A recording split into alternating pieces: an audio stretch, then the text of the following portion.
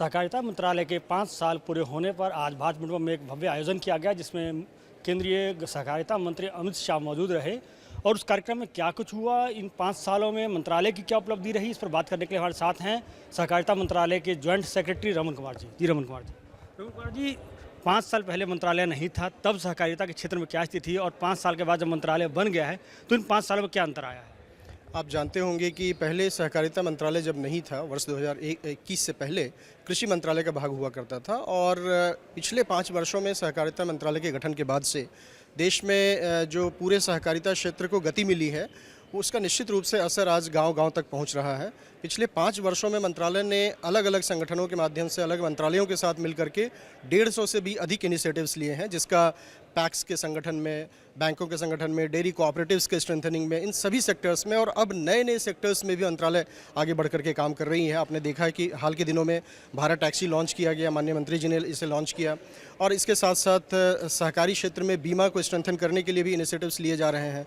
Sustainability and सर्कुलरिटी के अंतर्गत जो dairy sector and sugar sector कि हमारे जो फील्ड में लोग काम करने वाले हैं, उनके माध्यम से एक नई ऊर्जा, हरित ऊर्जा, नवीकरणीय ऊर्जा का उत्पादन हो, हरित फर्टिलाइज़र का भी प्रोडक्शन हो जो खेतों में उपयोग में लाया जा सके। तो इन सभी क्षेत्र में आने वाले समय में और तेज़ी के साथ काम किया जाएगा।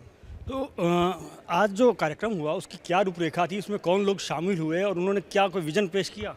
जी, आज का जो कार्यक्रम रहा वह मंत्रालय के गठन के 5 वर्ष पूर्ण होने के अवसर पर एक तरह से एक उपलब्धियों का खाका भी प्रस्तुत किया गया। आने वाले समय में जो हम रोड मैप, जो हमारा एक्शन प्लान होगा, उसके बारे में भी विस्तृत एक विज़न दिया गया माननीय गृह एवं सहकारिता मंत्री जी के द्वारा। और इस अवसर पर माननीय मंत्री जी के साथ साथ भारत सरकार के माननीय पशुपालन डेयरी मंत्री और राजस्थान के माननीय मुख्यमंत्री जी और भारत सरकार के कई मंत्रालयों के सचिव महोदय, और सबसे बड़ी बात कि देश भर से पैक्स के, डेयरी के, सहकारी बैंकों के लगभग 10,000 डेलीगेट्स आज इस कार्यक्रम में शिरकत किए। और सब एक बड़े संदेश के साथ अपने अपने क्षेत्रों में वापस जाएंगे। और आने वाले वर्षों में सभी राज्यों के साथ, सभी यूनियन टेरिटरीज़ में जो हमारे कोऑपरेटिव ऑर्गेनाइजेशन है, उन सब के साथ मिल करके सहकारिता को एक नई ऊंचाई देने का हम काम करेंगे। जी, हमने देखा कि आज जो है, जहां अपने 5 साल सफलता के उसका जश्न मनाया, वहीं बहुत सारी नई योजनाएं भी शुरू की, कुछ MOUs हुए, कुछ शिलान्यास हुए और कहीं भूमि पूजन हुआ। हम चाहेंगे थोड़ा विस्तार से आप जानकारी दें। जो महत्वपूर्ण क्षेत्र में हम आगे आने वाले दिन में काम करेंगे, उसके लिए MOU किए गए हैं। भारतीय बीज सहकारी समिति लिमिटेड ने ICR के साथ एक MOU किया है कि आने वाले समय में बीजों के प्रोडक्शन में टिश्यू कल्चर लैब्स के लिए भी कई जगह राज्यों में हमने उसका आज भूमि पूजन किया गया। और माननीय मंत्री जी ने एक विज़न दिया है कि हर राज्य में हमें tissue culture lab facility develop करने हैं, ताकि पोटैटो के सेक्टर में, केला के क्षेत्र में, कई अन्य जो फल हैं, पपाया है, उन सब के सेक्टर में नए बीज किस्मों का इजाद करके किसानों के बीच उसको आसानी से उपलब्ध कराया जाए। इसके साथ साथ आपने देखा कि बड़ी संख्या में आज जो गोडाउन है उनका भी इनॉग्रेशन किया गया। 50,000 पैक्स का पैक्स के रूप में कन्वर्जन का भी आज लॉन्च किया गया। कई नए मल्टी स्टेट कोऑपरेटिव सोसाइटी जो हाल के दिनों में गठित हुए हैं, उसको आज लॉन्च किया गया। और उनके माध्यम से CBG सेक्टर में, ग्रीन एनर्जी सेक्टर में, फर्टिलाइज़र जो प्रोम है उसके सेक्टर में हम आगे काम करेंगे। तो ये आज के जो गतिविधियां रही, वो उसका इम्पैक्ट आने वाले समय में बहुत ही जल्दी देखने को मिलेगा।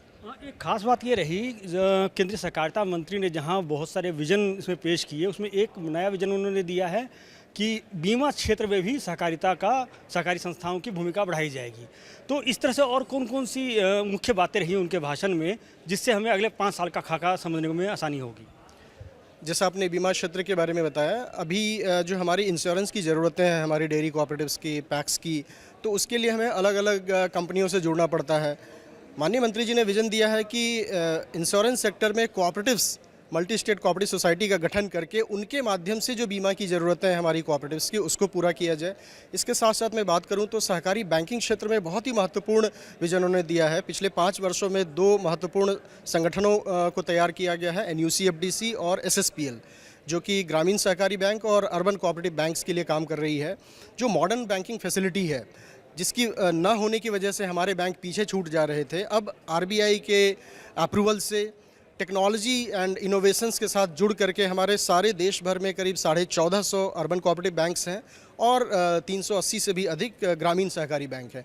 उनके मजबूती के लिए, उनको टेक्नोलॉजी एडवांसमेंट में आगे बढ़ाने के लिए, एआई का इस्तेमाल करने के लिए, इन सब चीज़ों के लिए संगठनों को आगे और मजबूत करने का उन्होंने विज़न दिया है। उन्होंने ये भी कहा है कि देश में हमारे जो कोऑपरेटिव बैंक्स हैं इनका जो बिज़नेस डाइवर्सिफिकेशन हो, नए नए सेक्टर्स में ये लैंडिंग का काम करें और उनके अपने जो एनपीएज़ हैं उनको मिनिमाइज़ करने के लिए प्रयास किए जाएँ। और पिछले 5 वर्षों में इन सभी सेक्टर्स में बहुत ही पॉजिटिव ग्रोथ हुआ है। धन्यवाद। तो ये थे रमन कुमार, सहकारिता मंत्रालय के जॉइंट सेक्रेटरी, जिन्होंने जो आज के कार्यक्रम की जानकारियाँ साझा की, वहीं पिछले 5 साल में हुए कामकाज और अगले 5 साल का खाका क्या विजन रहेगा, ये भी हमारे साथ साझा किया। कैमरामैन राकेश लोहिया के साथ तरुण झा, MH1 न्यूज़, दिल्ली।